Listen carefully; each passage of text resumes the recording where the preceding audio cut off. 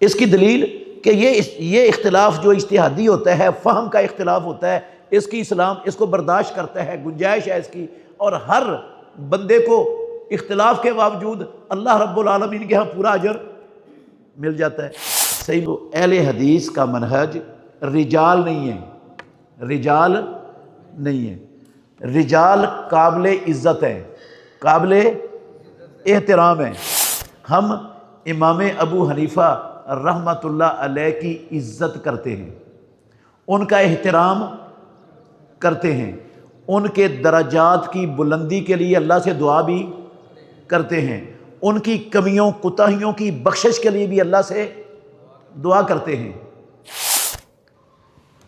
امام مالک وہ کہتے ہیں کوئی بندہ 40 رکعتیں پڑھے، کوئی 50 رکعتیں پڑھے، کوئی 60 رکعتیں پڑھے رات کو، کیا ہے؟ جائز ہے، جتنی مرضی پڑھ لو، نفلی عبادت ہے، اور نفلی عبادت کو جتنی مرضی کر لے، حرج کوئی نہیں ہے اس میں۔ مفتی عبد الرحمن عابد حافظہ اللہ کی ذات اقدس کے لیے بے شمار لا تعداد انگنت درود و سلام خاتم النبیین محمد الرسول اللہ صلی اللہ علیہ وآلہ وسلم کی ذات گرامی کے لیے۔ عزیز بھائیو، آج جس موضوع پر ہم بات کریں گے وہ ہے فقہی اختلافات اور اہل حدیث کا ان فقہی اختلافات کے حوالے سے منہج۔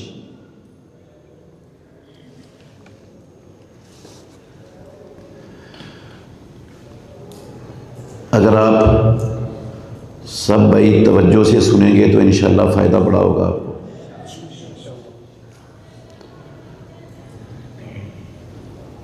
جو بزرگ بیٹھے ہیں وہ بھی اگر توجہ سے سنیں گے ان کے علم میں بھی انشاءاللہ اضافہ ہوگا۔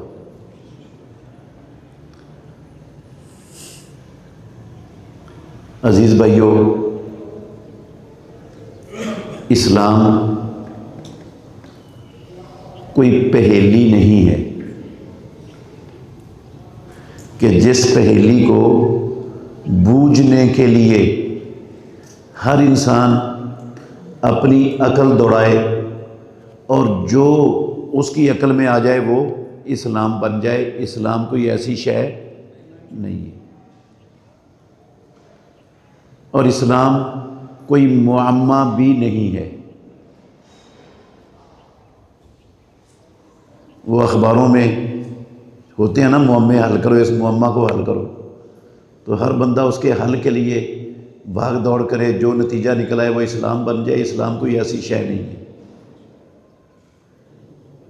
اسلام آسان اور سادہ الفاظ میں اللہ کی وحی کا نام ہے، جسے اللہ رب العالمین نے محمد الرسول اللہ صلی اللہ علیہ وسلم پر نازل فرمایا اور آپ کی زندگی میں جسے مکمل کر دیا۔ اگرچہ آدم علیہ السلام سے لے کر نوح علیہ السلام تک سارے ہی نبیوں کا دین اسلام تھا، کوئی شک نہیں ہے اس میں، مگر وہ اسلام نامکمل تھا۔ کسی نبی کی زندگی میں اسلام مکمل نہیں ہوا۔ ہر نبی اور اس کے متبعین جتنا اسلام پروردگار نے اس نبی کو دیا، بس اتنے اسلام کے وہ مکلف تھے، اور اس پر عمل پیرا ہونے سے ان کی کامیابی اور نجات تھی۔ مکمل اسلام نہیں تھا کسی کے پاس۔ محمد الرسول اللہ صلی اللہ علیہ وسلم کو اللہ رب العالمین نے نبیوں کے سلسلے کی آخری کڑی بنا کر دنیا میں مبعوث کیا، اور وہ اسلام جو آدم علیہ الصلاۃ والسلام سے لے کر عیسیٰ علیہ الصلاۃ والسلام تک تمام نبیوں کا دین تھا، اس کو محمد الرسول اللہ کی زندگی میں مکمل کر دیا۔ اب جو دین ہے نا، اب جو اللہ کو قبول ہے، وہ صرف اور صرف وہ دین ہے جو اللہ نے محمد الرسول اللہ صلی اللہ علیہ وسلم پر نازل فرمایا ہے۔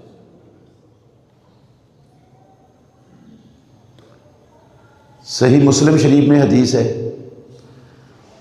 آپ صلی اللہ علیہ وسلم نے فرمایا، والذی نفسی بیدہ، مجھے محمد کو قسم ہے اس ذات کی جس کے ہاتھ میں میری جان ہے، لا یسمع بی احد من هذه الامت یہودی ولا نصرانی ثم لم یؤمن بالذی ارسلت به الا کان من اہل النار، رواہ مسلم۔ آپ نے فرمایا میرے متعلق اس کائنات میں دھرتی پر رہنے والا جو بندہ بھی میرے متعلق سنے گا، خواہ وہ یہودی ہے اور خواہ وہ عیسائی ہے، کوئی ہے، وہ یہودیوں عیسائیوں کا نام رسول اللہ صلی اللہ علیہ وسلم نے اس لیے لیا کہ ان کے پاس آسمانی کتاب ہے اور یہ اللہ کے نبی کو ماننے والے ہیں، اللہ کے نبیوں کو ماننے والے ہیں، اللہ کو رب ماننے والے ہیں، اس لیے ان کا نام لیا۔ خواہ وہ یہودی ہے خواہ عیسائی ہے، پھر وہ اس پر ایمان نہیں لائے گا جو اللہ نے میرے اوپر نازل کیا ہے، تو وہ مجھے اس ذات کی قسم ہے جس کے ہاتھ میں میری جان ہے، وہ جہنم میں جائے گا، وہ اہل النار میں سے ہوگا، جہنمی ہوگا وہ شخص، چاہے توجہ کرنا، چاہے وہ عیسائی اور یہودی تورات اور انجیل پر 100% ایمان رکھنے والا ہو۔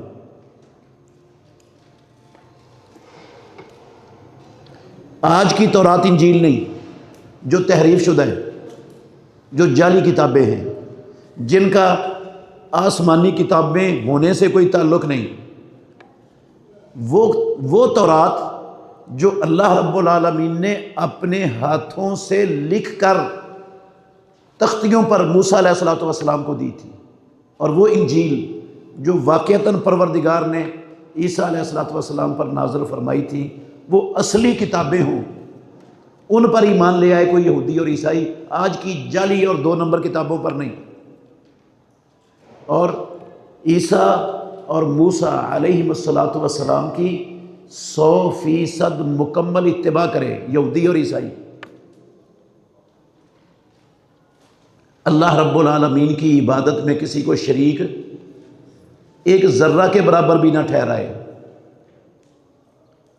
تو بغیر کسی شک شبے کے قسم اٹھا کے کہا ہے محمد الرسول اللہ صلی اللہ علیہ وسلم نے، اگر وہ اللہ کے نبی پر اترنے والی وحی کو نہیں مانتا، وہ نان سٹاپ جہنم میں جائے گا۔ کہاں جائے گا؟ جہنم میں۔ کس کو مانا ہے اس نے؟ اللہ کے نبیوں کو، سچے نبیوں کو مانا ہے، سچے نبیوں کو مانا ہے، 100% ان سچے نبیوں کی اتباع کی ہے، اور آسمانی سچی کتابوں کو مانا ہے، آسمانی سچی کتابوں کی اتباع کی ہے۔ محمد الرسول اللہ صلی اللہ علیہ وسلم کی بعثت کے بعد نہ وہ نبیوں کی اتباع کام آئے گی، نہ اللہ کی آسمانی اتاری ہوئی سچی اور اصلی کتابوں کی اتباع کام آئے گی، وہ سیدھا جہنم میں جائے گا، رسول مکرم صلی اللہ علیہ وسلم نے قسم اٹھا کے کہا۔ تو آج دین اسلام نام ہے صرف اس چیز کا جسے اللہ مالک الملک نے محمد الرسول اللہ صلی اللہ علیہ وسلم پر وحی کے ذریعے نازل فرمایا، اور وہ 2 چیزیں ہیں جو پروردگار نے اتاری ہیں، وہ 2 چیزیں ہیں، ایک اللہ کا قرآن ہے اور دوسرا محمد الرسول اللہ صلی اللہ علیہ وسلم کی سنت اور حدیث ہے۔ قرآن بھی اللہ کی وحی اور حدیث سنت بھی اللہ کی وحی۔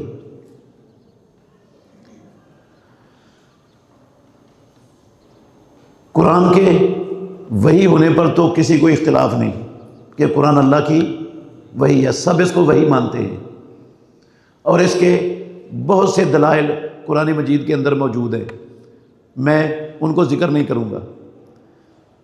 حدیث بھی اللہ رب العالمین کی وحی ہے۔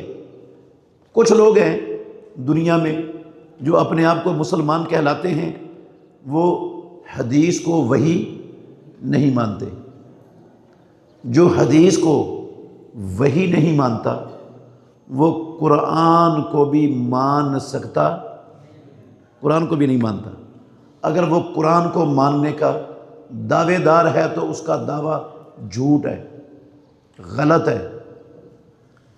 جو قرآن کو مانتا ہے سوال پیدا نہیں ہو سکتا کہ وہ حدیث کو اللہ کی وحی نہ مانے اور نہ جانے، سوال پیدا نہیں ہو سکتا، کیونکہ قرآن میں 2 نہیں 10 نہیں درجنوں آیات ہیں، درجنوں بلا مبالغہ درجنوں آیات ہیں قرآن مجید میں، جن میں اللہ رب العالمین نے حدیث کو وحی قرار دیا ہے۔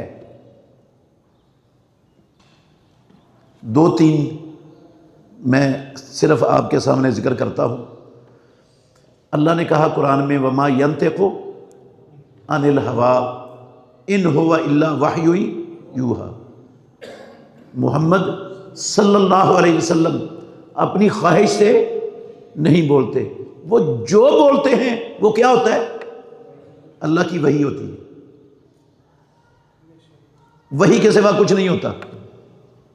تو رسول مکرم صلی اللہ علیہ وسلم نے قرآن پیش کیا ہے دنیا کو، اپنی زبان سے پیش کیا ہے، یہ بھی اللہ کی وحی ہے، اور اس قرآن کی تفصیل، تشریح اور بیان وہ بھی محمد الرسول اللہ صلی اللہ علیہ وسلم نے اپنی زبان سے کیا ہے، وہ بھی اللہ کی وحی ہے۔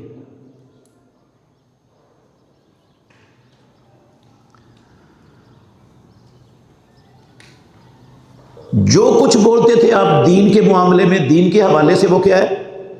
وحی۔ تو آپ صرف قرآن بولتے تھے یا حدیث بھی بولتے تھے؟ آپ حدیث بھی بولتے تھے۔ دین کے معاملے میں جو کچھ بھی آپ کی زبان سے نکلا وہ وحی۔ اس کو وحی کس نے کہا؟ اللہ کے قرآن نے۔ تو جو اب رسول اللہ صلی اللہ علیہ وسلم کی بولی ہوئی بات کو وحی نہیں مانتا، وہ قرآن کو مانتا ہے؟ وہ قرآن کو نہیں مانتا۔ رسول مکرم صلی اللہ علیہ وسلم جو کچھ کرتے تھے دین کے حوالے سے، وہ اپنی مرضی سے نہیں کرتے تھے، کسی کو دیکھ کر نہیں کرتے تھے، کسی سے پوچھ کر نہیں کرتے تھے، جو کچھ کرتے تھے وہ صرف اور صرف اللہ کی وحی پر کرتے تھے، اللہ کی وحی کی اتباع کرتے تھے۔ اللہ نے کہا ثم جعلناک علی شریعۃ من الامر فاتبعها، اے محمد صلی اللہ علیہ وسلم، ہم نے آپ کو اسلام کے ایک طریقے پر، مکمل طریقے پر لگایا ہے، آپ اسی کی اتباع کریں گے۔ اللہ محمد الرسول اللہ کو اسلام کی اتباع کرنے کا حکم دے تو رسول اللہ صلی اللہ علیہ وسلم اس سے ادھر ادھر ہٹ سکتے ہیں؟ جو کچھ آپ نے کیا وہ اسلام کے مطابق کیا ہے، اور کہا ان اتبع الا ما یوحى الی، میں صرف اور صرف اس چیز کی اتباع کرتا ہوں جس چیز کی میری طرف وحی کی جاتی ہے۔ آپ صلی اللہ علیہ وسلم نے نماز پڑھی ہے نا، تو نماز پڑھنے کے لیے آپ کھڑے ہوئے ہیں، کھڑے ہو کر آپ صلی اللہ علیہ وسلم نے نماز شروع کرنے سے پہلے تکبیر تحریمہ کے ساتھ ہاتھوں کو بلند کیا ہے، کندھوں تک بھی بلند کیا ہے اور کانوں کی لو تک بھی بلند کیا ہے، پھر دائیں ہاتھ کو بائیں ہاتھ پر رکھ کر ان دونوں ہاتھوں کو کہاں رکھا ہے؟ سینے پر۔ یہ کیوں کیا سارا کچھ رسول اللہ صلی اللہ علیہ وسلم نے؟ ایسے کیوں کیا ہے؟ کسی کو دیکھا تھا کرتے ہوئے؟ کسی سے سنا تھا؟ اہل کتاب کے اندر سے پڑھ کر ان سے سن کر ایسا کیا ہے؟ کیوں کیا یہ؟ اللہ کی وحی تھی، اس لیے کیا کہ اللہ کا حکم یہی تھا محمد الرسول اللہ صلی اللہ علیہ وسلم کو تکبیر تحریمہ سے لے کر سلام پھیرنے تک نماز کی ایک ایک حرکت جو اللہ کے نبی نے کی نا، وہ اللہ کی وحی سے کی ہے۔ اس میں اللہ کے نبی کی اپنی سوچ، اپنی فکر، اپنی مرضی یا خیال کسی کا، اس کا کوئی تصور نام و نشان بھی نہیں ہے۔ یہ نماز ایک مثال ہے۔ آپ پورے کے پورے اسلام کو لے لو، اسلام مسلمان کی پوری زندگی کو لے لو، محمد الرسول اللہ کی پوری نبوی زندگی، اس کا ہر عمل جو شریعت کے ساتھ تعلق رکھتا ہے وہ اپنی مرضی سے نہیں تھا، وہ کس کے ساتھ، کس سے تھا؟ اللہ کی وحی سے۔ یہ کہا کس نے؟ اللہ نے قرآن میں۔ یہ کسی مفکر کی بات نہیں ہے، یا محدث کی بات نہیں ہے، یا کسی فقیہ اور مفتی کی بات نہیں ہے، یہ اللہ کا قرآن ہے۔ تو آپ صلی اللہ علیہ وسلم کا ہر قول بھی اللہ کی وحی، آپ کا ہر فعل بھی اللہ کی وحی، اور جو کچھ رسول مکرم صلی اللہ علیہ وسلم کے سامنے ہوا اس پر آپ نے خاموشی اختیار کر لی، اسے روکا نہیں، رد نہیں کیا، منع نہیں کیا، وہ بھی کیا بن گئی؟ آپ کی خاموشی سے وہ بھی اللہ کی وحی بن گئی۔ کیوں؟ اس لیے کہ رسول مکرم صلی اللہ علیہ وسلم اللہ کی وحی کے خلاف کسی چیز کو دیکھ کر اس پر خاموش نہیں رہ سکتے، اس کو برداشت نہیں کر سکتے۔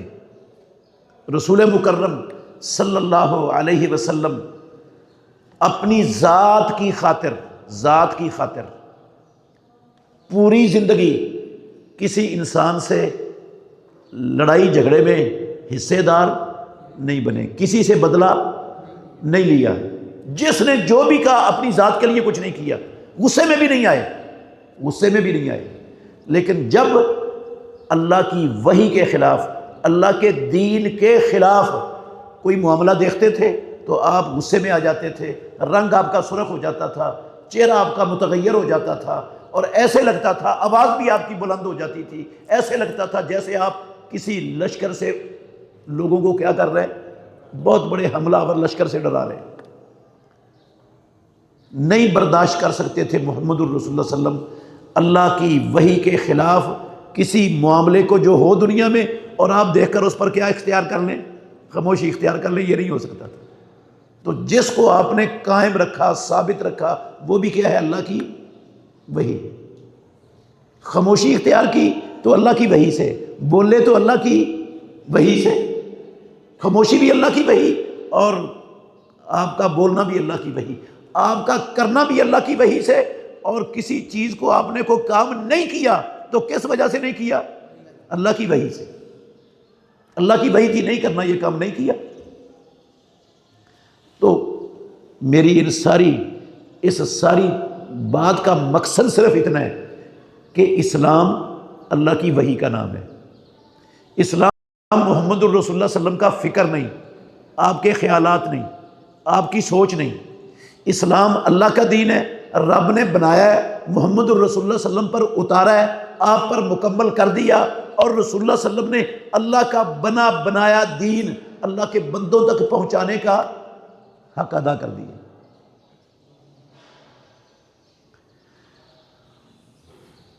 اس دین کے مکمل ہونے کا اعلان قرآن نے بھی کیا اور رسول مکرم نے بھی کیا۔ آپ جانتے ہیں، صرف آیتیں پڑھ دیتا ہوں، آپ پڑھے لکھے ہیں ماشاءاللہ۔ الیوم اکملت لکم دینکم واتممت علیکم نعمتی ورضیت لکم الاسلام دینا۔ المعجم الکبیر، امام طبرانی رحمۃ اللہ علیہ کی حدیث کی کتاب ہے، اس میں حدیث ہے، رسول مکرم ابو ذر غفاری رضی اللہ عنہ راوی ہیں، کہتے ہیں رسول اللہ صلی اللہ علیہ وسلم نے فرمایا، ما بقی شیء یقرب من الجنت ویبعد من النار الا وقد بین لکم۔ او لوگو، او کائنات میں بسنے والو، کوئی معمولی سے معمولی ایسی چیز نہیں بچی جو انسانوں کو جنت کے قریب کرتی ہو اور جہنم سے دور کرتی ہو اور وہ بیان نہ ہوئی ہو، کچھ بھی نہیں بچا۔ ایک ذرہ ہوتا ہے نا، ذرہ، میں دیانتداری سے کہتا ہوں، ایک ذرے کا کروڑواں حصہ نکال لیں، ذرے کے کروڑویں حصے کے برابر اللہ کے دین میں سے کوئی چیز محمد الرسول اللہ صلی اللہ علیہ وسلم نے چھپا کے نہیں رکھی۔ جو کچھ پروردگار نے اتارا تھا پورا اسلام آپ پر منوان، محمد الرسول اللہ صلی اللہ علیہ وسلم نے اس کو اللہ کے بندوں تک پہنچانے کا حق ادا کر دیا۔ ما بقیہ شیئن، یہ اعلان کر دیا آپ نے، کوئی معمول شیئن کی جو تنوین ہے نا یہ تقلیل کی ہے، کوئی معمولی سے معمولی چیز بھی نہیں بچی جو انسانوں کو جنت کے قریب اور جہنم سے دور کرتی ہے اور وہ بیان نہ ہوئی۔ ہماری ماں عائشہ صدیقہ رضی اللہ عنہ کہتی ہیں، صحیح بخاری میں بھی ہے، صحیح مسلم شریف میں بھی ہے، من زعم ان محمدا صلی اللہ علیہ وسلم کتم شیئا مما انزل اللہ علیہ فقد اعظم علی اللہ الفریہ، جو شخص یہ گمان کرتا ہے کہ اللہ نے محمد الرسول اللہ صلی اللہ علیہ وسلم پر جو کچھ اتارا تھا اس میں سے اللہ کے نبی نے کچھ چھپا لیا ہے، فقد اعظم علی اللہ الفریہ، وہ اللہ پر بہت بڑا جھوٹ اور بہتان باندھ رہے ہیں۔ ہو نہیں سکتا تھا، کہتی ہیں ہو نہیں سکتا تھا کہ اللہ نے محمد الرسول اللہ صلی اللہ علیہ وسلم پر کچھ اتارا ہو اور اس کے ذرے کا کروڑواں حصہ اللہ کے نبی نے چھپا لیا اور بیان نہیں کیا۔ یہ نہیں ہو سکتا۔ کیوں نہیں ہو سکتا؟ قرآن سے استدلال کیا ہماری ماں نے، کیونکہ رب نے کہا ہے قرآن میں، یا ایھا الرسول بلغ ما انزل الیک من ربک فإن لم تفعل فما بلغت رسالتہ، اے میرے محمد صلی اللہ علیہ وسلم، جو آپ کے پروردگار نے آپ پر اتارا ہے اسے لوگوں تک پہنچا دو۔ اگر آپ نے نہ پہنچایا تو آپ نے اللہ کی رسالت پیغام کو پہنچانے کا حق ادا۔ اتنی بڑی سخت وعید کے بعد محمد الرسول اللہ صلی اللہ علیہ وسلم کو چھپا سکتے تھے؟ سوال ہی پیدا نہیں ہوتا۔ اللہ کا حکم اور محمد الرسول اللہ صلی اللہ علیہ وسلم اس کی مخالفت کر جائے تو رسول مکرم صلی اللہ علیہ وسلم نے، اور یہ ہماری ماں کہتی ہیں کہ کچھ نہیں چھپایا، سارا کچھ پہنچا دیا۔ مسلمانوں کے رب کی زمین پر سب سے بڑے دشمن وہ بھی اس بات کی گواہی دینے پر مجبور تھے اور دی انہوں نے گواہی۔ صحیح بخاری میں ہے، طارق بن شہاب رحمہ اللہ بیان کرتے ہیں کہ فاروق اعظم رضی اللہ تعالی عنہ کو ایک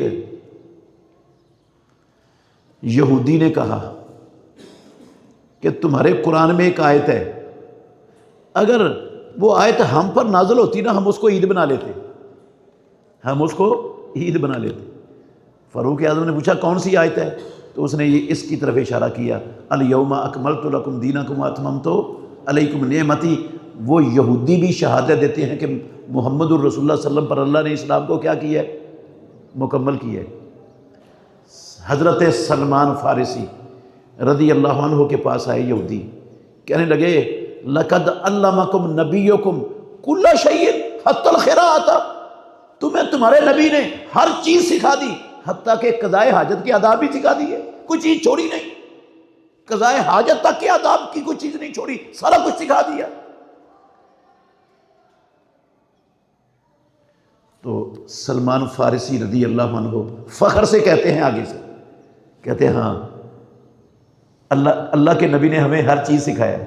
اللہ کے نبی نے ہمیں بتایا ہے کہ قضائے حاجت کے لیے قبلے کی طرف منہ یا پیٹھ کر کے نہیں بیٹھنا، دائیں ہاتھ سے استنجا نہیں کرنا، اور 3 ڈیلوں سے کم سے استنجا نہیں کرنا۔ یہ سارا کچھ ایک ایک چیز قضائے حاجت کے چھوٹے چھوٹے آداب تک محمد الرسول اللہ نے ہمیں سکھائی۔ ہمیں فخر ہے اس بات پر۔ تو یہ دنیا کے سب سے بڑے مسلمانوں کے ایمان والوں کے دشمن یہودی وہ بھی گواہی دے چکے کہ اسلام کیا ہے؟ مکمل دین ہے۔ میرے بھائیوں، اسلام جب مکمل دین ہے، پروردگار نے اتارا ہے، سوال یہ پیدا ہوتا ہے پھر اختلاف کیوں ہے؟ اختلاف کیوں ہے؟ اور اختلاف مسلمانوں میں صحابہ رضوان اللہ علیہم اجمعین کے دور میں بھی تھا۔ صحابہ کے دور سے اختلاف چلا آ رہا ہے۔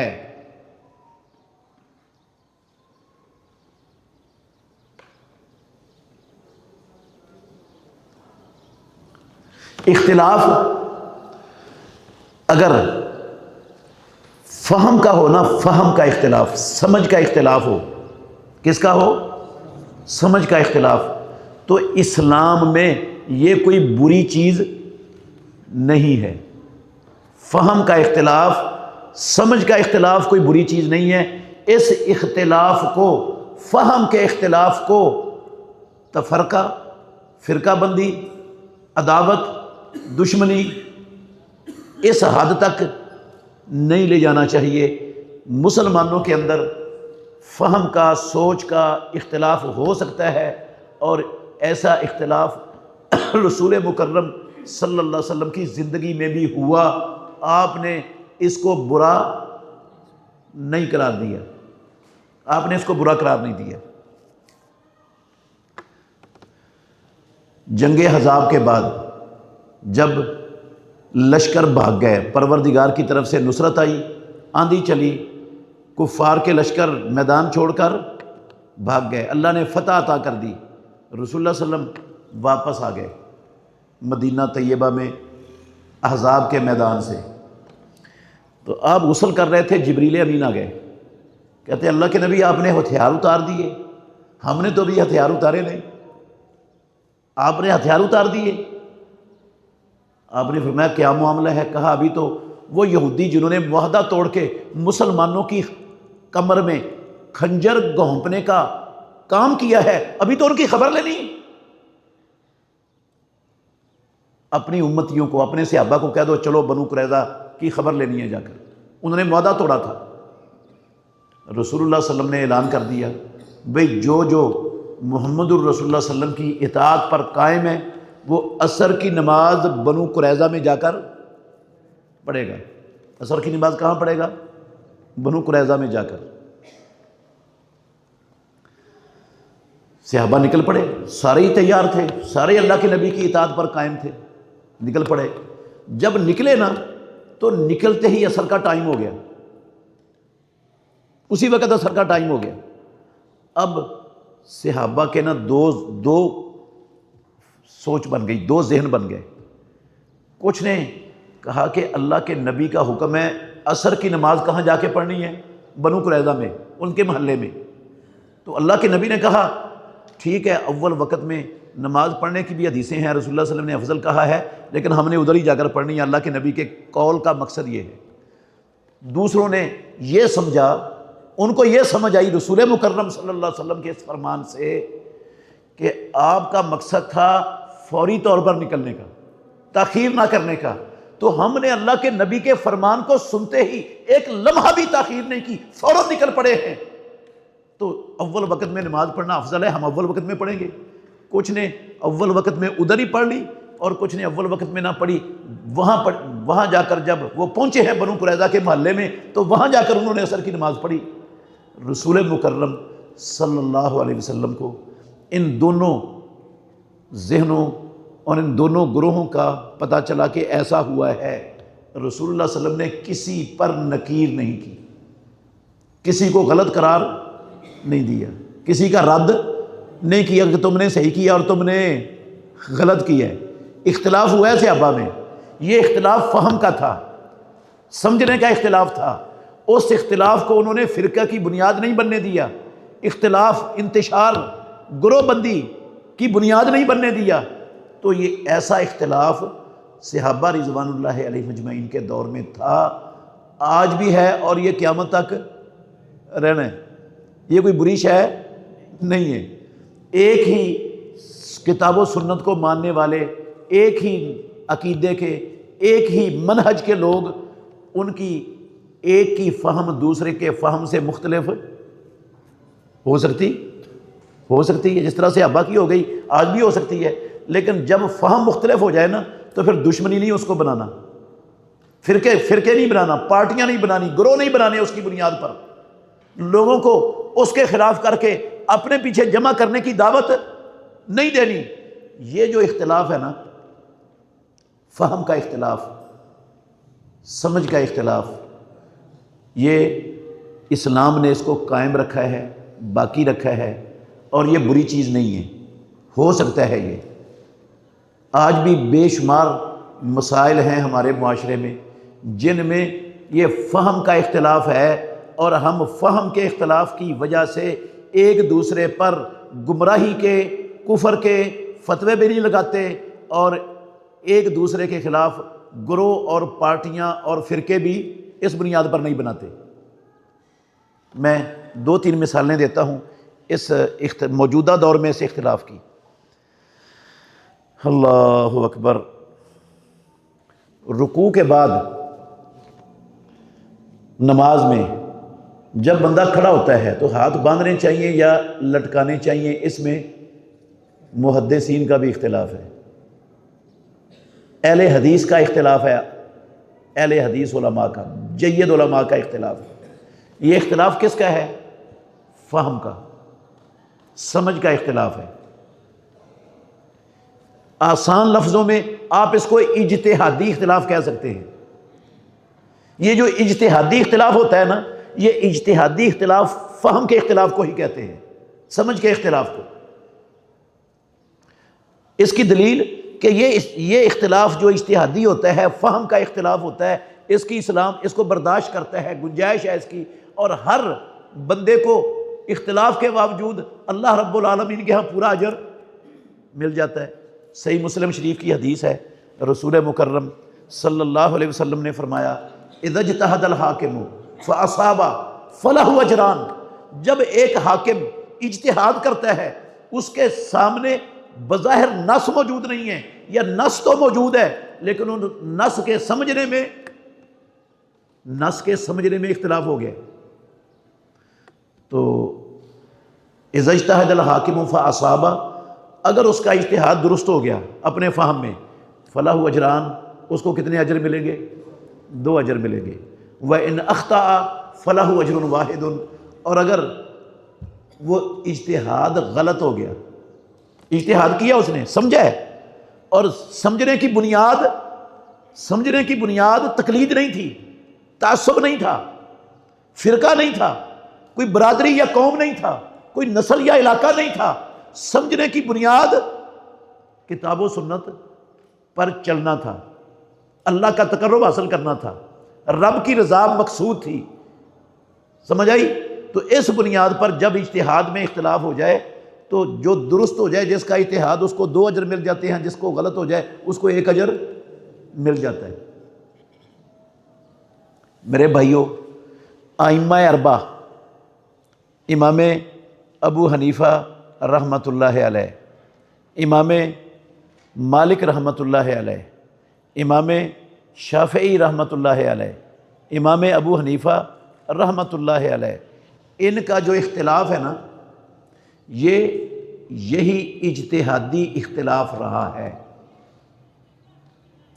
چاروں اماموں میں سے کوئی ایک امام ایسا نہیں تھا جو قصدن، جان بوجھ کر، ارادہ تن وہ قرآن مجید کے خلاف فتویٰ دیتا، یا رسول اللہ صلی اللہ علیہ وسلم کی سنت اور حدیث کے خلاف فتویٰ دیتا جان بوجھ کر۔ ایسا نہیں تھا، ایسا نہیں تھا، ائمہ اربعہ میں نہیں تھا ایسا۔ ائمہ اربعہ کے علاوہ اس دور کے جتنے بڑے بڑے فقہا ہیں، ان کا بھی ائمہ اربعہ کے ساتھ بھی اختلاف ہے۔ امام اوزاعی ہیں، اور بڑے بڑے فقہا تھے مدینے میں، مکے میں، ساری دنیا میں مسلمانوں کے اس دور میں۔ 4 مشہور ہو گئے ائمہ اربعہ، باقی اور بھی بڑے بڑے فقہا تھے، اختلاف ہوتا تھا ان میں، لیکن وہ اختلاف مسئلہ بتاتے تھے لوگوں کو، جان بوجھ کر کتاب و سنت کی خلاف ورزی نہیں کرتے تھے، نہ کرتے تھے، نہ سوچ سکتے تھے، نہ اس کے خلاف فتویٰ دے سکتے تھے۔ انہوں نے کیا اجتہاد۔ امام ابو حنیفہ رحمۃ اللہ علیہ سن 80 ہجری میں پیدا ہوئے اور 150 ہجری میں فوت ہو گئے، دنیا سے چلے گئے۔ 80 ہجری میں پیدا ہوئے، 150 میں فوت ہو گئے۔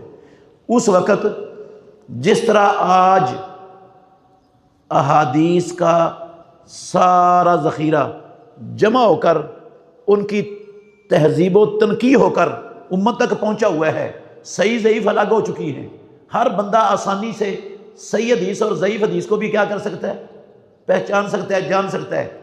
اس وقت یہ صحیح حدیث یا ضعیف حدیث کو جاننا تو دور کی بات ہے، اللہ کے نبی کی احادیث کو جاننا بھی آسان کام نہیں تھا، بہت مشکل تھا۔ آپ کو پتہ ہے ائمہ وہ کتنے لمبے سفر کیا کرتے تھے اس دور میں، جب سفر کی آج کل جیسی سہولتوں کا نام و نشان بھی نہیں تھا دنیا میں۔ بڑے مشکلات والے سفر ہوتے تھے، مہینوں کے سفر تھے، سالوں کے سفر تھے۔ جاتے کس لیے تھے وہ؟ کس سفر کے؟ اس سفر میں ان کا مقصد کیا ہوتا تھا؟ اللہ کے نبی کی احادیث سیکھنا، پڑھنا، جاننا۔ اگر کسی صحابہ کے دور سے یہ شروع ہوا عمل، حضرت جابر بن عبداللہ رضی اللہ عنہ کو علم ہوا کہ فلاں ایک صحابی کے پاس ایک حدیث ہے جو اس نے سنی ہے نبی صلی اللہ علیہ وسلم سے، میں نے نہیں سنی۔ انہوں نے ایک اونٹ خریدا، 1 مہینے کا سفر کر کے وہ حدیث جو نبی صلی اللہ علیہ وسلم سے سنی تھی وہ لینے کے لیے وہاں پہنچ گئے۔ تو امام ابو حنیفہ رحمہ اللہ کے دور میں احادیث کی کتابیں مرتب، مبوب، جمع شدہ نہیں تھی، اور امام ابو حنیفہ رحمہ اللہ کو سفر کی سہولتیں بھی غالباً میسر نہیں تھیں۔ وہ احادیث کے لیے سفر بھی نہیں کر سکے۔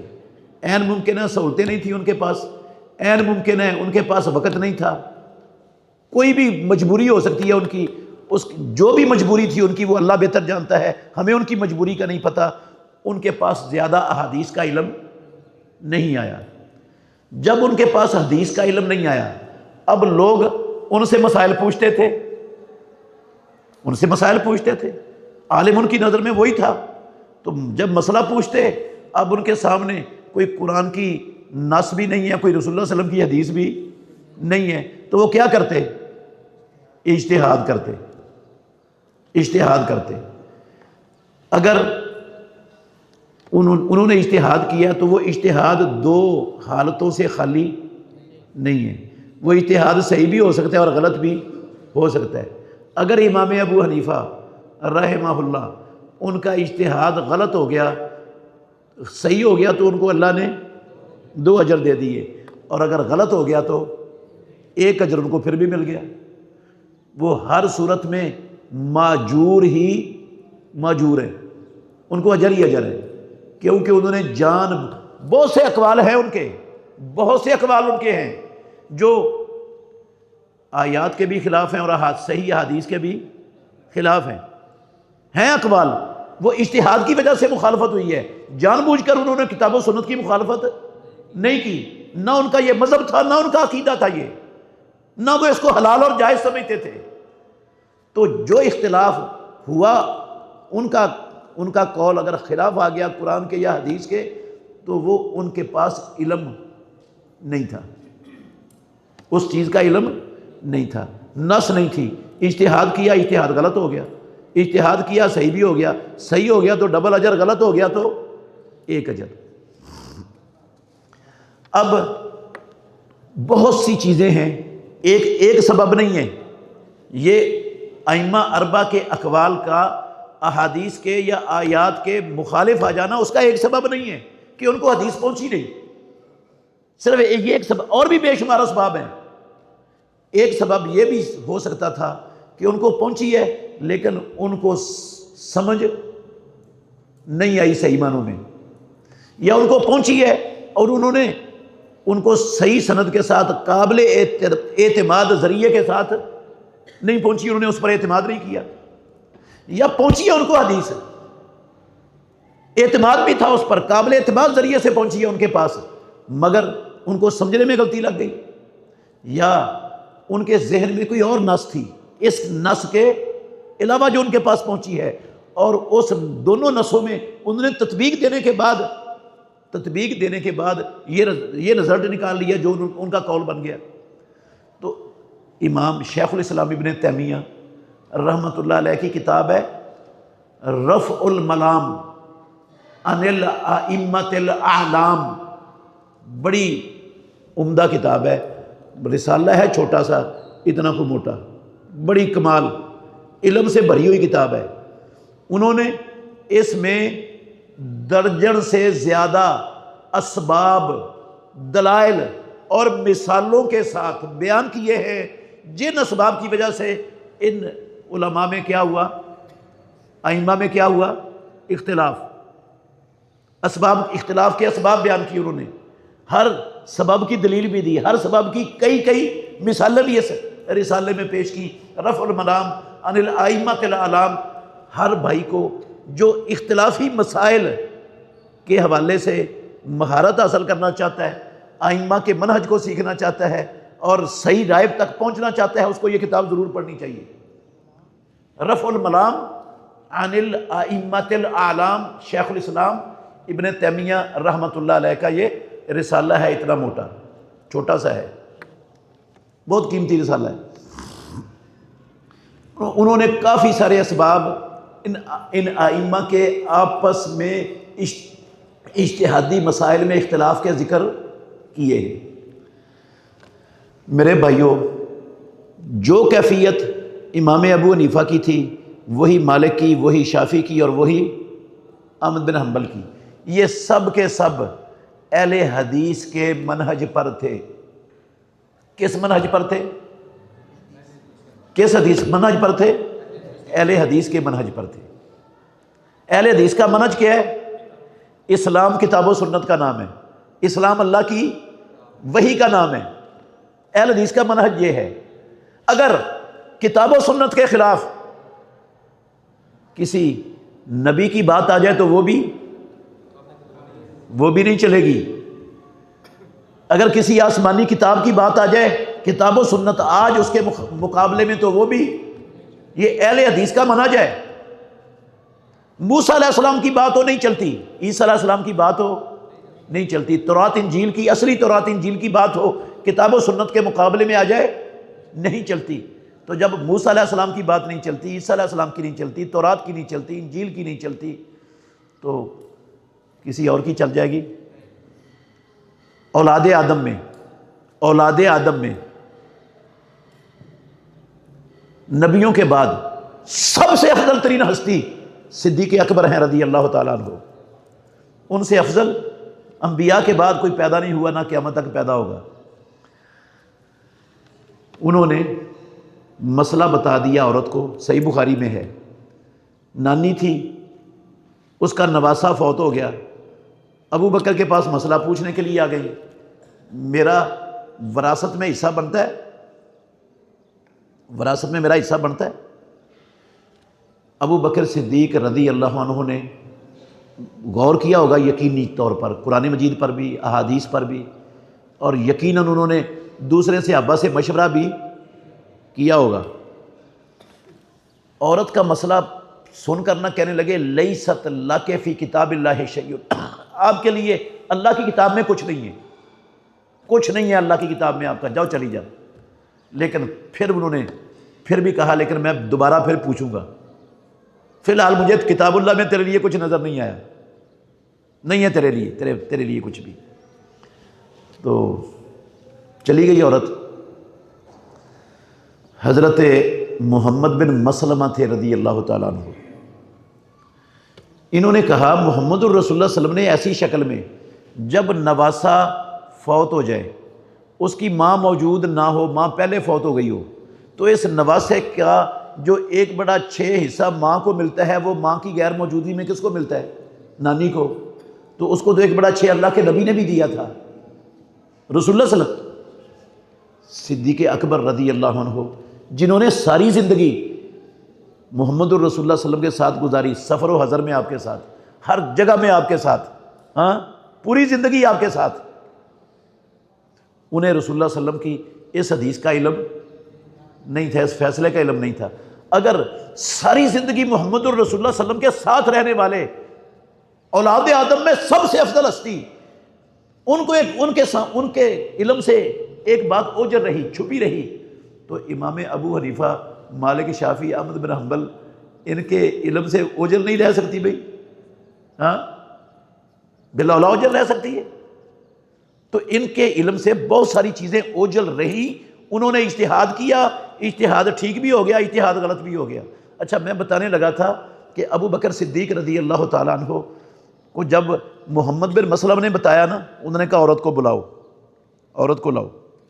عورت کو بلایا گیا، اس کو کہا لا کے سود و سن، تیرے لیے ایک بڑا اچھا حصہ ہے، مجھے پہلے پتہ نہیں تھا، مسئلہ یہ ہے، میرا پہلا فتویٰ واپس، میرا پہلا فتویٰ، میرا فتویٰ دین، میرا فتویٰ اسلام، ٹھیک ہے میں خلیفۃ رسول اللہ ہوں، ٹھیک ہے میں نبیوں کے بعد سب سے افضل ہستی ہوں اولاد آدم میں، لیکن میرا فتویٰ، میرا فیصلہ، میری رائے اسلام۔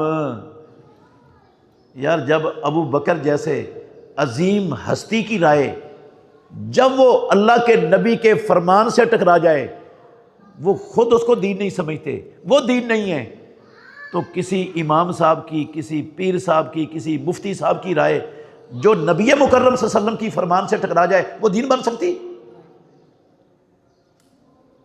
وہ اسلام نہیں ہے، وہ اسلام نہیں بن سکتی۔ تو فقہا میں یہ بتانا چاہتا ہوں، فقہا میں جو اختلاف تھا وہ اس کے اسباب ہیں بہت سے، وہ جان بوجھ کر کتاب و سنت کی خلاف کرنے والے نہیں تھے، جو ہوا اللہ نے ان کو اجر دے دیا، غلط ہوا تو ایک اجر مل گیا، صحیح ہو گیا تو 2 اجر مل گئے۔ اب ان چاروں اماموں نے اور ان کے علاوہ جتنے بھی فقہا تھے دنیا میں اس وقت، سب کے اقوال موجود ہیں تاریخ کے ذخیرے میں، سب نے کہہ دیا۔ امام ابو حنیفہ کہتے تھے اذا خالف قولی قول الرسول فاضربوہ ارض الحائط، وہ لوگوں جب میری ابو حنیفہ کی بات محمد الرسول اللہ کی بات سے ٹکرا جائے، میری بات کو اٹھا کر دیوار پر مارو، میری بات دین نہیں ہے، محمد الرسول اللہ کی بات دین ہے۔ ابو یوسف کو مخاطب کر کے کہتے تھے امام ابو حنیفہ رحمہ اللہ، ابو یوسف یا یعقوبو انی اقول الیوم قولا، میں آج ایک بات کہتا ہوں، کل مجھے اس کے خلاف دلیل مل جاتی ہے، میں دوسری بات کہہ دیتا ہوں، تم نے میری بات کو حرف آخر نہیں سمجھنا، اس کو حرف آخر سمجھنا ہے جس کی تائید محمد الرسول اللہ کا فرمان کرتا ہو۔ امام مالک رحمۃ اللہ علیہ وہ مسجد نبوی میں حدیث پڑھایا کرتے تھے، ان کی مسند تھی، ساری دنیا سے لوگ مسجد نبوی میں اللہ کے نبی کی حدیث کا علم حاصل کرنے کے لیے امام مالک رحمۃ اللہ علیہ کی مجلس میں آیا کرتے تھے۔ تو امام مالک کہا کرتے تھے اپنی اس مجلس میں، کل یؤخذ من قولہ ویرد الا صاحب ھذا القبر، اور طالب علموں، دنیا سے آنے والے مسلمانوں، دنیا کا ہر فرد اس کی بات لی بھی جا سکتی ہے، اس کی بات رد بھی کی جا سکتی ہے۔ امام الانبیاء کی قبر کی طرف اشارہ کر کے کہتے اس قبر والے کی کوئی بات رد نہیں ہو سکتی، اس قبر والے کی کوئی بات رد نہیں ہو سکتی، باقی ہر ایک کی بات، چاہے ابو بکر صدیق ہیں، چاہے عمر فاروق ہیں، چاہے عثمان غنی ہیں، چاہے علی المرتضیٰ ہیں، چاہے طلحہ و زبیر ہیں، چاہے سعد و سعید ہیں، چاہے ابو عبیدہ ابن الجراح عبد الرحمن بن عوف ہیں، کوئی بھی ہیں، ہر ایک کی بات لی بھی جا سکتی ہے، چھوڑی بھی جا سکتی ہے، محمد الرسول اللہ صلی اللہ علیہ وسلم کی کوئی بات چھوڑی نہیں جا سکتی۔ صدیق اکبر رضی اللہ عنہ نے جب خطبہ دیا تھا نا خلافت کا عہدہ سنبھالنے کے بیعت کے بعد، جو پہلا خطبہ دیا تھا، ساری تاریخی کتابوں میں موجود ہے، اس خطبے میں نا یہ لفظ بھی ہیں، اس خطبے میں یہ لفظ بھی ہیں، انہوں نے کہا لوگو انی قد ولیت علیکم، میں محمد الرسول اللہ صلی اللہ علیہ وسلم کے بعد تمہارا والی اور خلیفہ بنایا گیا ہوں، پہلے تم نے امام الانبیاء کے ساتھ زندگی بسر کی ہے، اب رسول اللہ صلی اللہ علیہ وسلم دنیا میں نہیں ہے، اللہ کی جنتوں میں چلے گئے، اب میرے ساتھ تم نے کیسے زندگی بسر کرنی ہے، اصول سن لو، میرے اصول سن لو، میرے ساتھ زندگی بسر کرنے کے اصول، ابو بکر کے ساتھ کیسے چلنا ہے تم نے، اصول بتائے، کہا اطیعونی، یہ میرا پہلا، اطیعوا اللہ، اطیعوا اللہ، تم نے ابو بکر کے ساتھ ہمیشہ اس اصول کو مد نظر رکھنا ہے کہ اطاعت کس کی کرنی ہے، اللہ کی۔ یہ لفظ کیا کرنا اطیعوا اللہ، اس کے ساتھ کوئی قید، کوئی شرط نہیں لگائی، کوئی قید شرط نہیں لگائی۔ پھر کہا وَأَطِيعُوا الرَّسُولَ، دوسرا اصول یہ ہے ابو بکر کے ساتھ چلنے کا کہ تم نے اللہ کی زمین پر محمد الرسول اللہ صلی اللہ علیہ وسلم کی اطاعت کرنی ہے، یہاں بھی کوئی شرط، کوئی قید نہیں لگائی۔ اور تیسرا اصول کہنے لگے وَأَطِيعُونِي، تم نے میری بھی اطاعت کرنی ہے، میری بھی اطاعت کرنی ہے۔ لیکن اپنی اطاعت کا جب حکم دیا نا اطیع اللہ اور اطیع الرسول کی طرح مطلق نہیں، قید لگائی یہاں پر، کہنے لگے ما اطعت اللہ ورسولہ، جب تک ابو بکر اللہ اور اللہ کے رسول کی اطاعت میں رہے تو تم نے ابو بکر کی اطاعت کرنی ہے۔ فَإِذَا انْحَرَفْتُ فَقَوِّمُونِی، اگر ابو بکر اللہ اور اللہ کے رسول کی اطاعت سے ہٹ جائے تو تم نے میری اطاعت نہیں کرنی، مجھے پکڑ کے سیدھا کر دینا، مجھے پکڑ کے سیدھا کر دینا، پھر میری اطاعت نہیں ہے تم پر۔ یار ابو بکر رضی اللہ عنہ خلیفۃ رسول اللہ، اولاد آدم میں سب سے افضل، ان کا فیصلہ، ان کی رائے، ان کی بات اگر رسول اللہ صلی اللہ علیہ وسلم سے ٹکرا جائے تو وہ کہتے ہیں میری ماننی نہیں ہے، مجھے کیا کرنا ہے؟ سیدھا کرنا ہے۔ تو اور کوئی عالم، کوئی مفتی، کوئی پیر، کوئی امیر، کوئی غریب، ہاں کوئی حکمران، کوئی سربراہ، اس کی بات اللہ اور اللہ کے رسول سے ٹکرا جائے تو وہ آنکھیں بند کر کے مان لے رہی۔ اچھا، امام مالک یہ کہا کرتے تھے، امام شافعی رحمۃ اللہ علیہ وہ کیا کہتے تھے؟ یہ ان کے الفاظ بھی سن لیں۔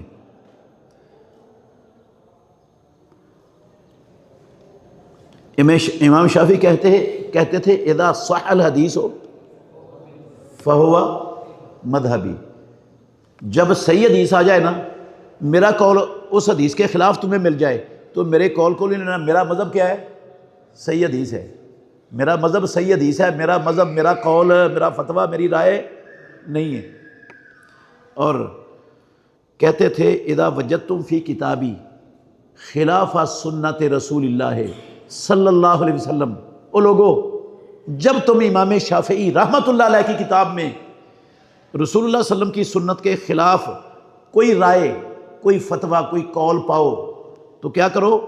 فَقُولُوا بِسُنَّتِ رسول اللہ وَدَعُوا مَا قُلْتُ، اللہ کے نبی کے فرمان کے مطابق تم بات کرو اور میری بات کو چھوڑ دو، رد کر دو میری بات کو۔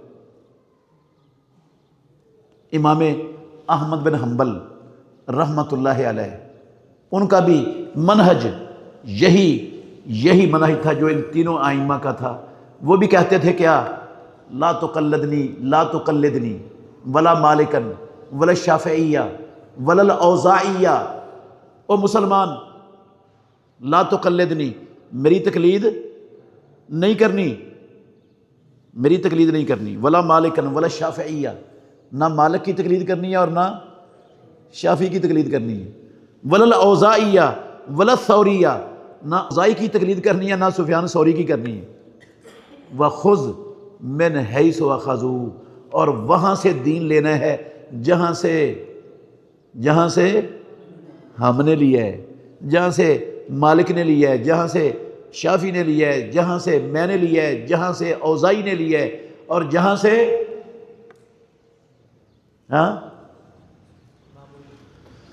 امام سفیان ثوری نے لیا ہے۔ فَخُذْ مِنْ حَيْثُ أَخَذُوا، وہاں سے لینا جہاں سے ہم نے لیا ہے۔ تو اہل حدیث کا منہج رجال نہیں ہے، رجال نہیں ہے، رجال قابل عزت ہیں، قابل احترام ہیں۔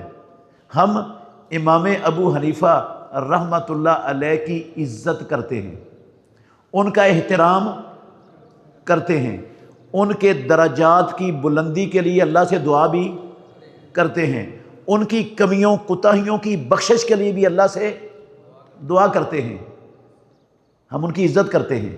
وہ ہمارے امام ہیں، امام ابو حنیفہ ہمارے امام ہیں، قابل احترام ہیں، قابل عزت ہیں، مگر ان کی جو بات کتاب اللہ سے یا رسول اللہ صلی اللہ علیہ وسلم سے ٹکراتی ہے وہ بات ہم چھوڑ دیتے ہیں۔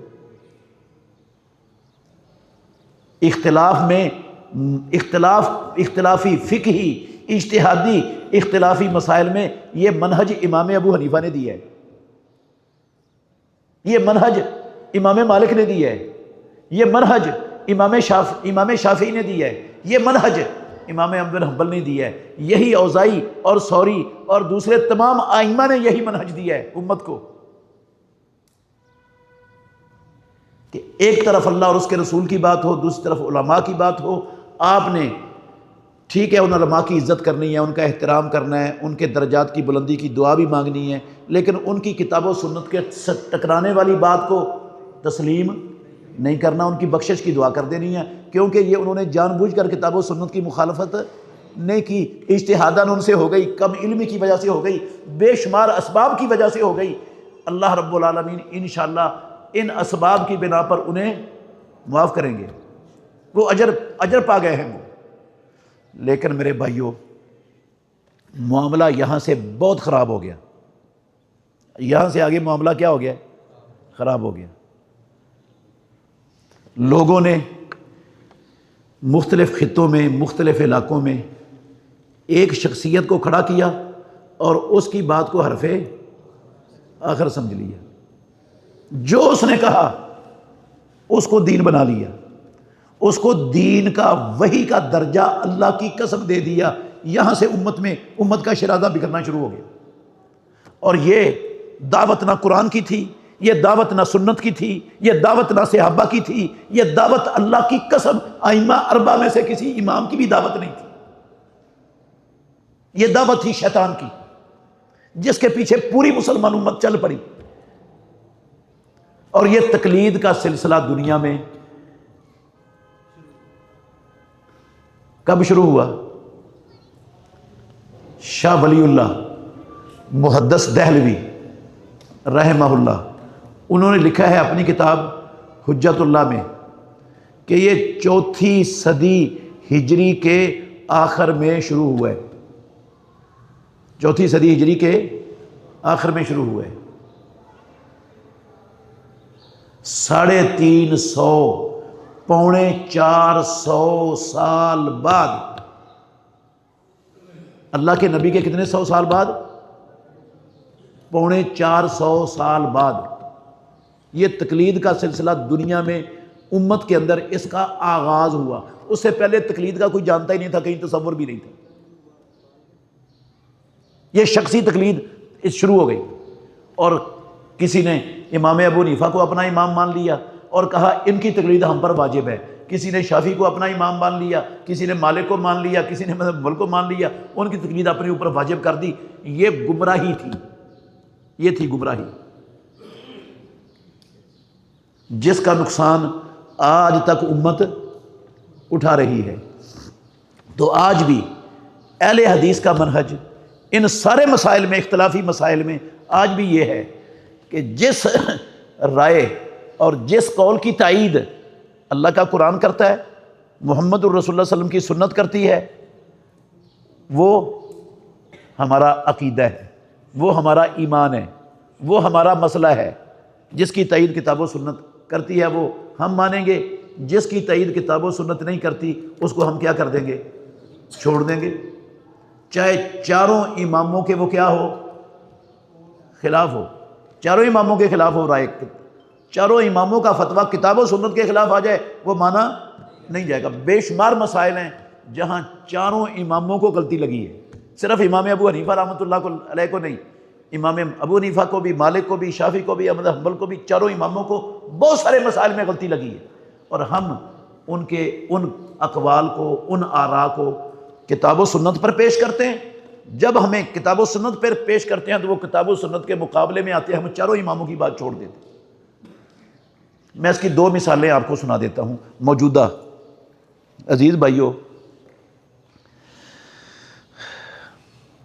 حدیث ہے صحیح بخاری میں، صحیح بخاری میں حدیث ہے، رسول اللہ صلی اللہ علیہ وسلم نے فرمایا غسل یوم الجمعۃ واجب علی کل محتلم، ہر بالغ شخص پر جمعے والے دن غسل کرنا فرض ہے، فرض ہے۔ واجب کا لفظ میرا نہیں ہے، واجب کا لفظ کس کا ہے؟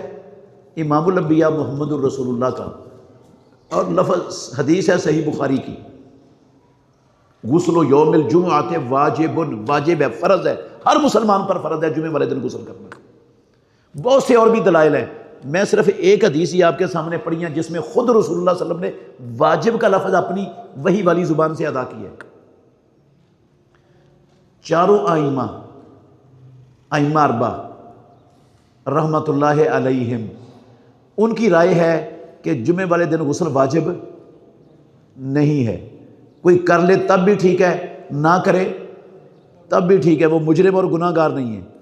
فرض کا تارک ویسے تو مجرم ہوتا ہے، گناہ گار ہوتا ہے، اس نے فرض کو چھوڑا ہے، واجب کو چھوڑا ہے، تو ان کے نزدیک وہ سنت ہے، مستحب ہے، فرض اور واجب نہیں ہے۔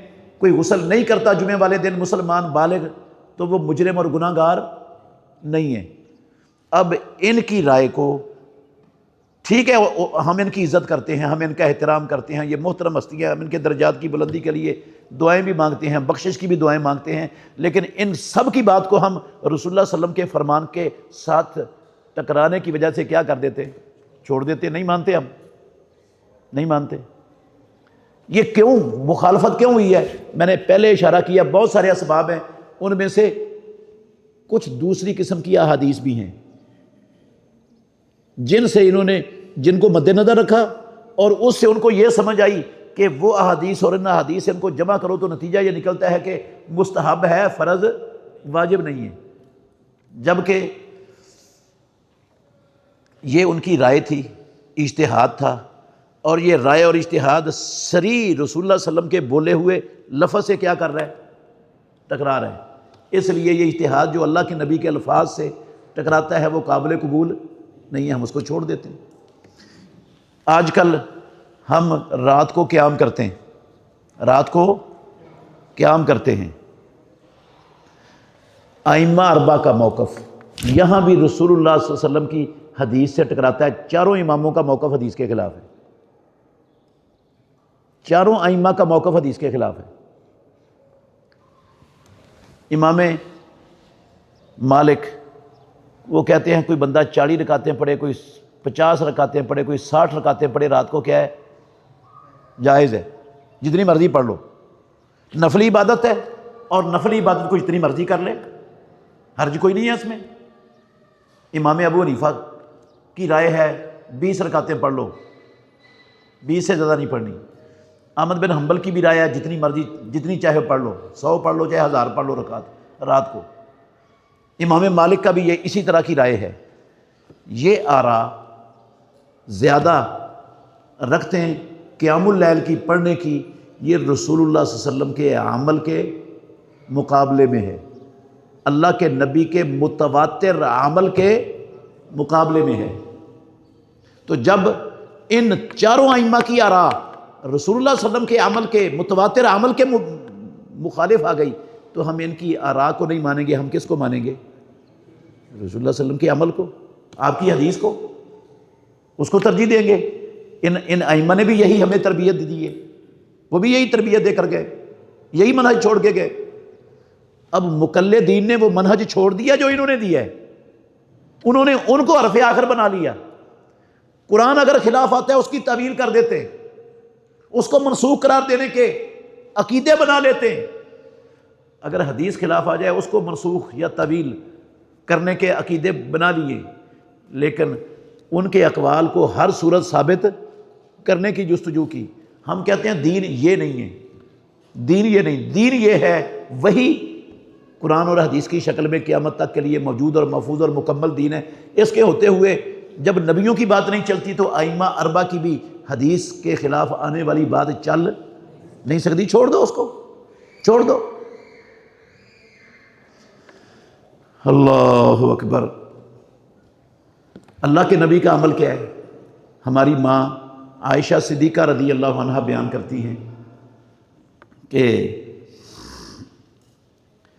پوچھا ان سے ابو عبد الرحمن السلمی رحمہ اللہ نے، رسول اللہ صلی اللہ علیہ وسلم کی رمضان المبارک میں رات کو نماز کیسی ہوتی تھی؟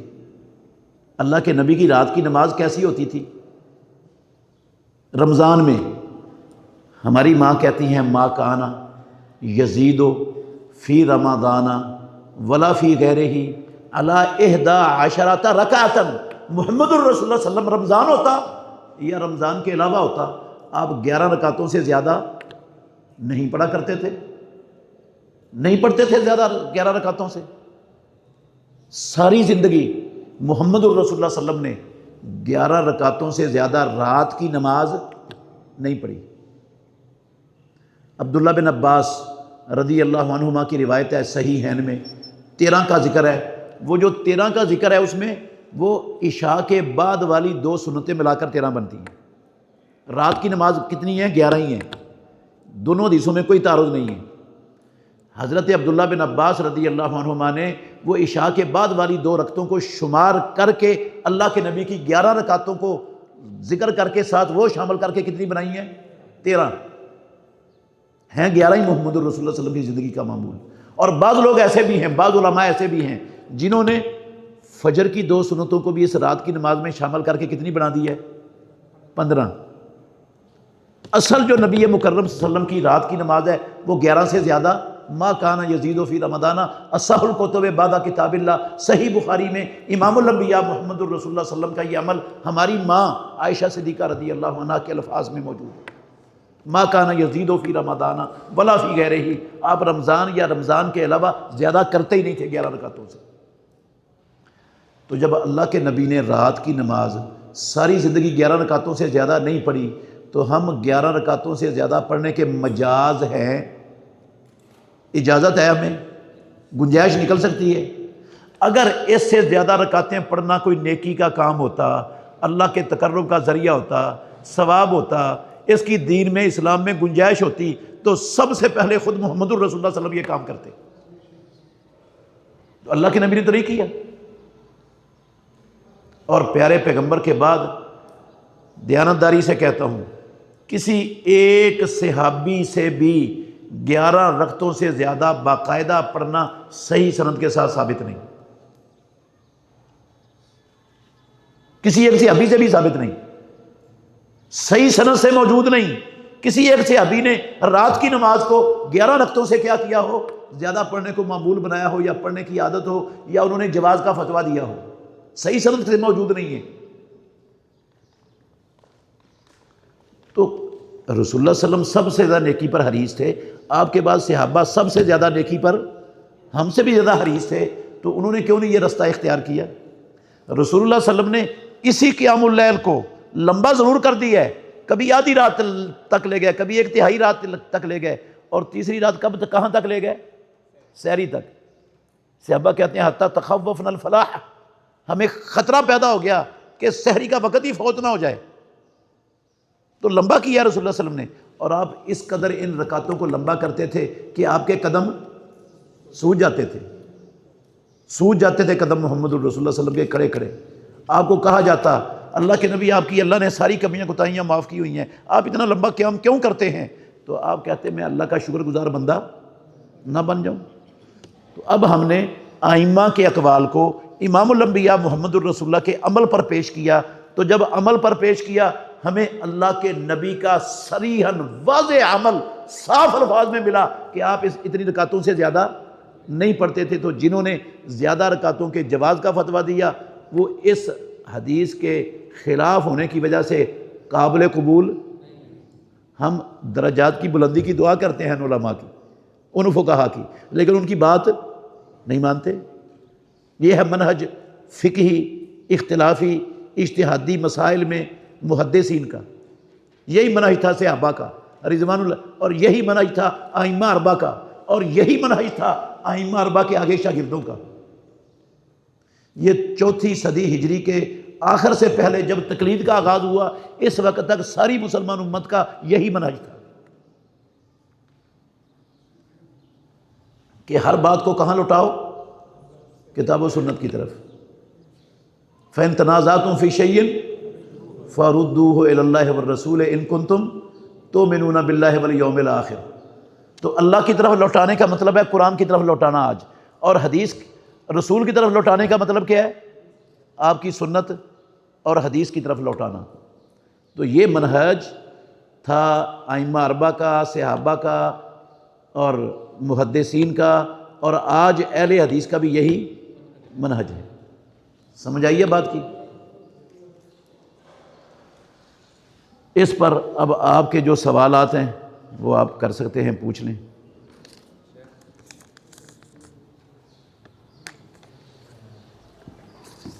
یہ سوال ہے اجماع اور قیاس کسے کہتے ہیں؟ اجماع اور قیاس کا تو آپ کو پتہ ہی ہے کسے کہتے ہیں، آپ نے پڑھا ہوا ہے کتابوں میں۔ میں ان کی شرعی حیثیت آپ کو بتا دیتا ہوں، ان کی شرعی حیثیت کیا ہے۔ آپ یہ پوچھیں اجماع اور قیاس کی شرعی حیثیت کیا ہے، یہ بھی دلیل ہے کہ نہیں؟ میرے بھائیوں، اجماع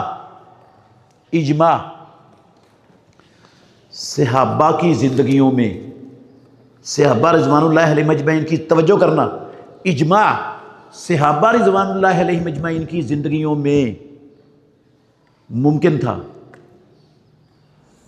کیا تھا؟ ممکن تھا۔ پہلے اجماع کی تعریف بھی آپ ذہن میں رکھ لیں تو پھر یہ بات سمجھنی بھی آسان ہو جائے گی، ذہن میں بھی بیٹھ جائے گی انشاءاللہ۔ اجماع کہتے ہیں اتفاق و مجتہدی امت محمد صلی اللہ علیہ وسلم بعدہ، اللہ کے نبی کے بعد رسول اللہ صلی اللہ علیہ وسلم کے امت میں سے مجتہدین لوگوں کا اتفاق، اجماع اس کا نام ہے کہ رسول اللہ صلی اللہ علیہ وسلم کی وفات کے بعد جو ہے نا وہ آپ کی امت کے مجتہد لوگ کیا ہو جائیں؟ متفق ہو جائیں جس چیز پر، اس کو کہتے ہیں اجماع۔ اجماع سے دین ثابت نہیں ہوتا، اجماع سے کوئی دین ثابت کیوں؟ دین رسول اللہ صلی اللہ علیہ وسلم کی زندگی میں مکمل ہو گیا ہے، اب کوئی ثابت کوئی نئی چیز دین میں آ سکتی ہے؟ نہ اجماع سے آ سکتی ہے نہ قیاس سے آ سکتی ہے۔ اجماع اور قیاس صرف کتاب و سنت کی نصوص کو واضح کرنے کی دلیلیں ہیں، اسلام کو ثابت کرنے کی دلیلیں نہیں ہیں، یہ واضح کرنے کی دلیلیں ہیں۔ مثال کے طور پر اب صحابہ کے دور میں نے کہا اجماع ممکن تھا، اس لیے کہ صحابہ سارے کیا تھے؟ محدود تھے، اور ان میں مجتہدین بھی سب کو کیا تھے؟ معلوم تھے، پتہ تھے کہ یہ مجتہدین ہیں۔ جب صحابہ کا دور ختم ہوا، تابعین کا دور شروع ہوا، صحابہ بھی دنیا میں بکھر گئے، پھر تابعین، فتوحات ہو گئیں، ساری دنیا میں بکھر گئے۔ اب کون مجتہد ہے، کہاں پر ہے دنیا میں، یہ فیصلہ کون کرے گا؟ پتہ کیسے چلے گا کون کون مجتہد ہے؟ بھئی ان کی تو ساری زندگی اپنے زمانے کے لوگوں سے ملاقات نہیں ہوتی تھی، وسائل ہی نہیں ہوتے تھے لوگوں کے اتنے پاس۔ ایک مشرق میں بیٹھا ہے، ایک دنیا کے مغرب میں بیٹھا ہے، وہ بھی مجتہد ہے، وہ بھی مجتہد ہے، ایک درمیان میں بیٹھا ہے، یہ بھی مجتہد ہے۔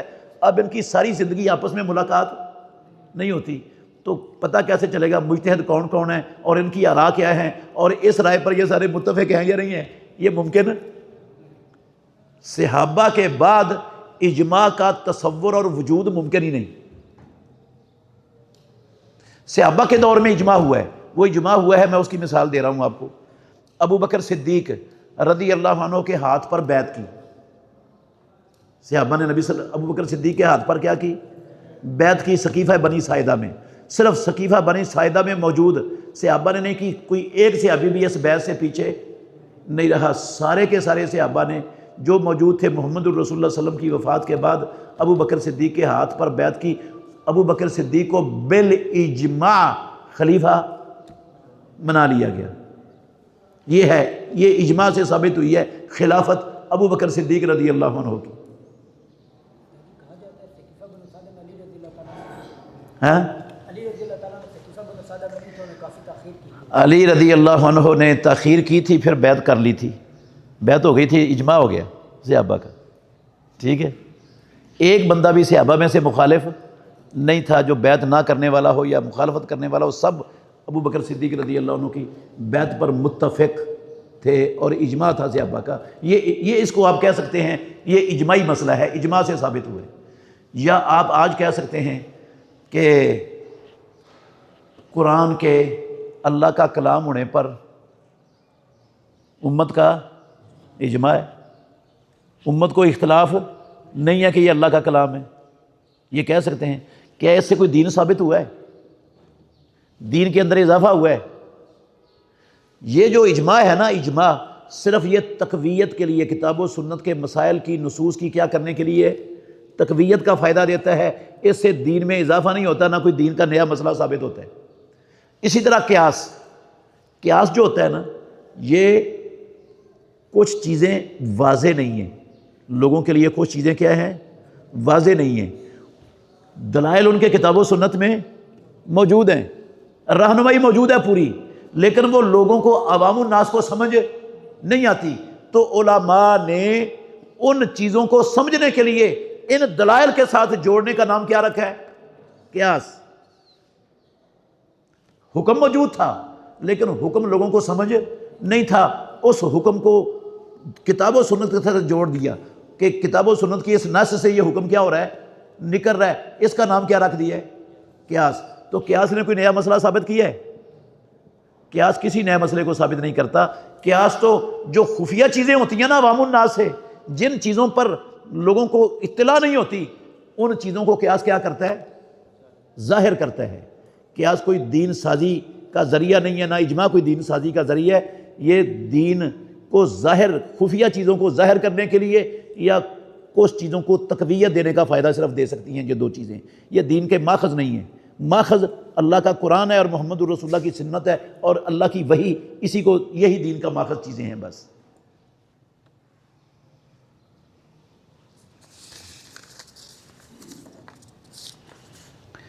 جو لوگ 20 تراویح کی دلیل حضرت عمر کا فعل دیتے ہیں، اس کے بارے میں وضاحت فرما دیں۔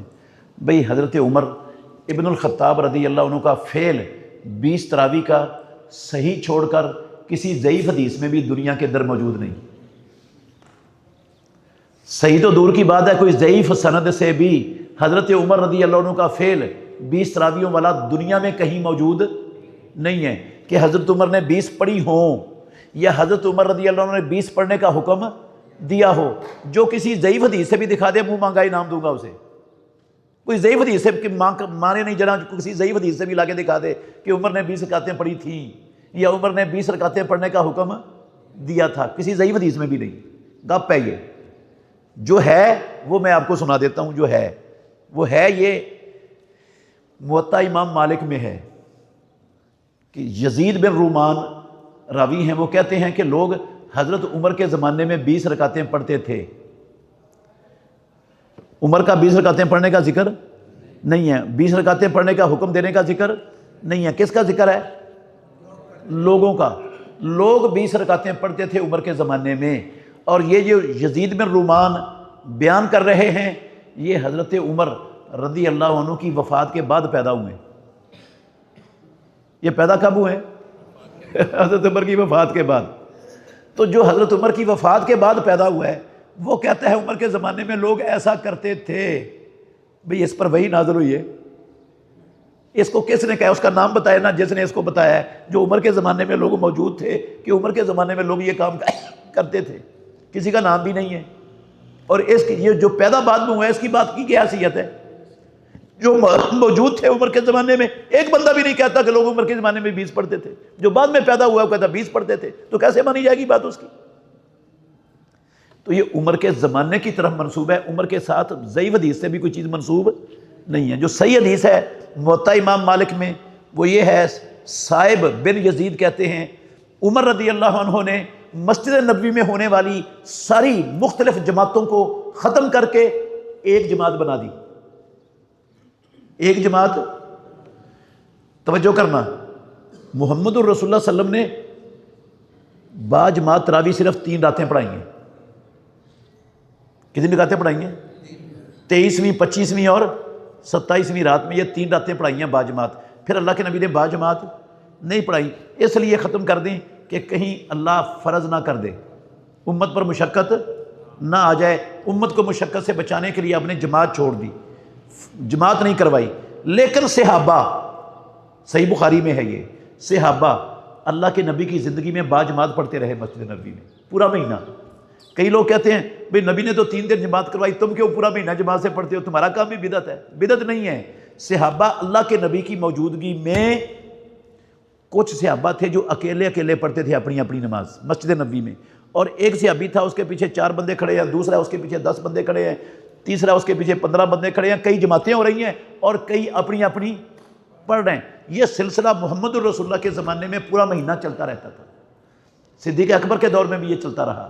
فاروق اعظم رضی اللہ عنہ نے ان مختلف ہونے والی مسجد نبوی کی ساری جماعتوں کو ختم کر کے ایک جماعت بنا دی، کہا، اور ان کا امام بنا دیا ابی بن کعب رضی اللہ عنہ کو، اور ایک امام مقرر کر دیا عورتوں کے لیے، وہ تھے تمیم داری رضی اللہ عنہ، اور ان دونوں کو حکم دیا ان یصلیا بالناس باحدی عشرۃ رکعۃ، کہ لوگوں کو 11 رکعتیں پڑھاؤ۔ فاروق اعظم کا یہ عمر ہے، یہ امر ہے، انہوں نے 11 رکعتیں پڑھانے کا حکم دیا، اور یہ اس کی سند بھی صحیح ہے، موطا امام مالک کے اندر صحیح سند کے ساتھ یہ حدیث موجود ہے۔ اور عمر رضی اللہ عنہ نے 20 کا حکم دیا ہو، یا 20 پڑھی ہوں یا 20 پڑھائی ہوں، اس کا کسی ضعیف حدیث میں بھی نام و نشان نہیں ہے۔ بخاری میں ہے، یہ حدیث سنائی میں نے، حضرت عمر رضی اللہ عنہ نے وہ ساری جماعتیں ختم کر کے ایک جماعت بنائی تھی، وہ چلتی آ رہی تھی نا، اسی وقت سے چلتی آ رہی تھی۔ آپ بخاری کی حدیث نکالیں، آپ کو مل جائے گا یہ سارے الفاظ بیچ میں۔ کیا فہم سلف حجت ہے؟ بھئی فہم سلف اگر کتاب و سنت سے ٹکراتا نہیں ہے تو کیا ہے؟ حجت ہے، دلیل ہے۔ یقیناً وہ ہم سے زیادہ اللہ کے نبی کے زمانے کے قریب تھے، ہم سے زیادہ وہ مخلص تھے، ہم سے زیادہ ثاقب ذہن رکھنے والے تھے، ہم سے زیادہ بہت ساری چیزیں مسلمانوں کے اندر آنے سے پہلے وہ دین کے ساتھ جڑے ہوئے تھے، تو جو سمجھ ان کو تھی وہ سمجھ آج کے لوگوں کو نہیں ہو سکتی۔ اس لیے اگر کسی جگہ پر ان کی ایک رائے ہے کسی مسئلے میں، اور وہ کتاب و سنت کے کسی نص سے یا کسی شریعت کے اصول سے ٹکراتی نہیں ہے، تو وہ وہاں پر فہم سلف کیا ہوگا؟ حجت ہوگا، دلیل ہوگا۔ لیکن اگر فہم سلف کسی نص سے ٹکرا گیا یا کسی اسلام کے شریعت کے اصول سے ٹکرا گیا تو وہ فہم سلف حجت نہیں ہے۔ اس کی مثالیں آپ نے سن لی ہیں پہلے کہ فاروق اعظم اپنا ابو بکر صدیق رضی اللہ عنہ کا فہم بھی حجت نہیں بنا، انہوں نے اپنے لیے بھی حجت نہیں سمجھا۔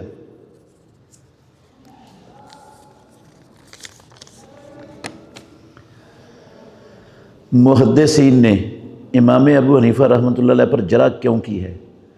بھئی جرح کے مستحق تھے اس لیے جرح کی ہے۔ جرح کرنے کا مطلب یہ نہیں ہے وہ بے دین تھے یا وہ مشرک تھے یا وہ کافر تھے، یہ مطلب نہیں ہے جرح کرنے کا۔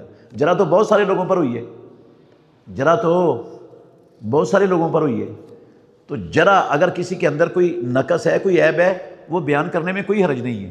لیکن میں نے جو کہا ہے نا، وہ فقہی اعتبار سے میں نے کہا یہ جان بوجھ کر ائمہ کتاب و سنت کے خلاف فتویٰ نہیں دے سکتے تھے، سوچ بھی نہیں سکتے تھے دینے کا، نہ انہوں نے دیا ہے۔ جو ہوا ہے وہ اجتہادی جو ہے نا وہ وجہ سے وہ مخالفت ہوئی ہے، اور اس پر اللہ نے انہیں کیا دے دیا ہے؟ اجر دے دیا، وہ معجور ہے۔ ہمیں حکم ہے کہ ہم نے ان کی اس غلط رائے کو اختیار دین کی حیثیت میں نہیں ماننا، دین کی حیثیت صرف کتاب و سنت کی رہنے دینی ہے۔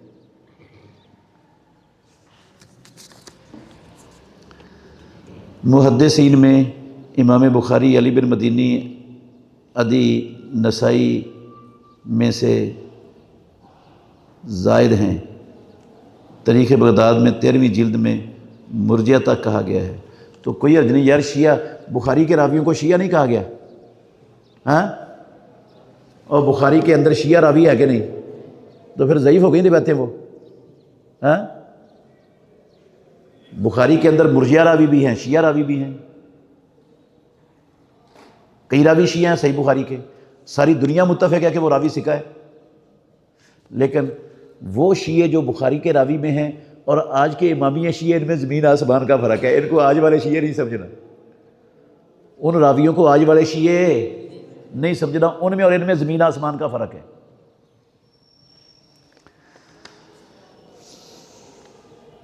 تراویح 13 رکعت بھی اللہ کے نبی سے ثابت ہیں، بتا دیا وہ 13 رکعتیں بڑھتی ہیں عشاء کے بعد والی 2 رکعتیں شامل کر کے۔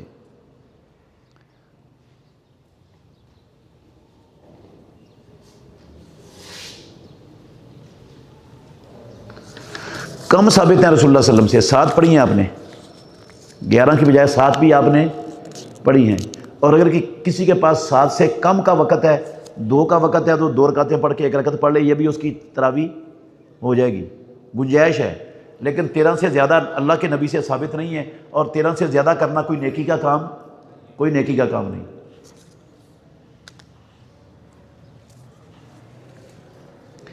مقلد کسے کہتے ہیں؟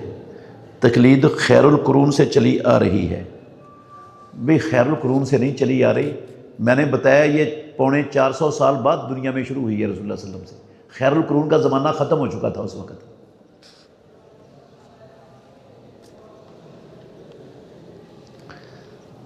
مقلد کسے کہتے ہیں؟ مقلد پہلے یہ جانو تقلید کسے کہتے ہیں۔ تقلید کی ایک بڑی جامع معنی تعریف آپ کو سناتا ہوں، اس کو یاد رکھیں گے نا تو بڑے سارے اشکال آپ کے دور ہو جائیں گے اور بڑے سارے اعتراض کا آپ جواب دے سکیں گے لوگوں کے۔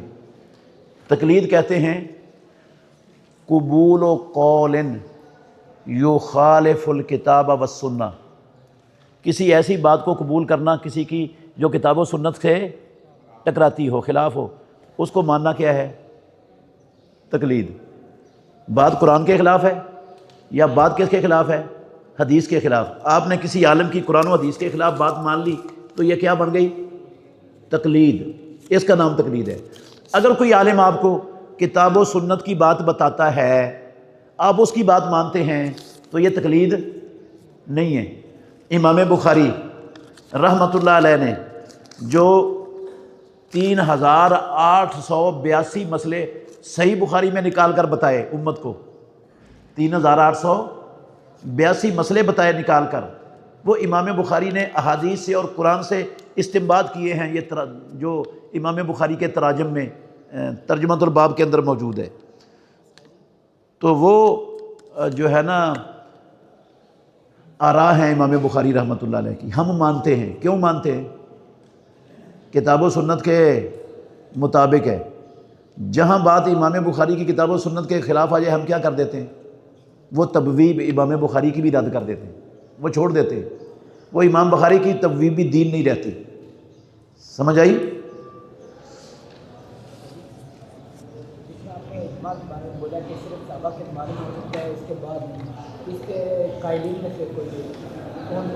سارے بڑے بڑے علماء، امام بن حزم، یہ موجودہ دور کے شیخ محمد بن صالح العثیمین، ان کی کتاب پڑھ لیں، امام ابن قیم، شیخ الاسلام ابن تیمیہ، سب اس کے قائل ہیں۔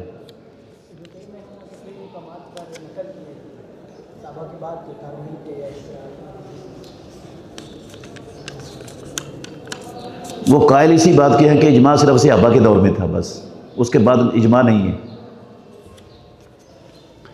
صحیح بخاری کی شیعوں میں اور اب کے شیعوں میں کیا فرق ہے؟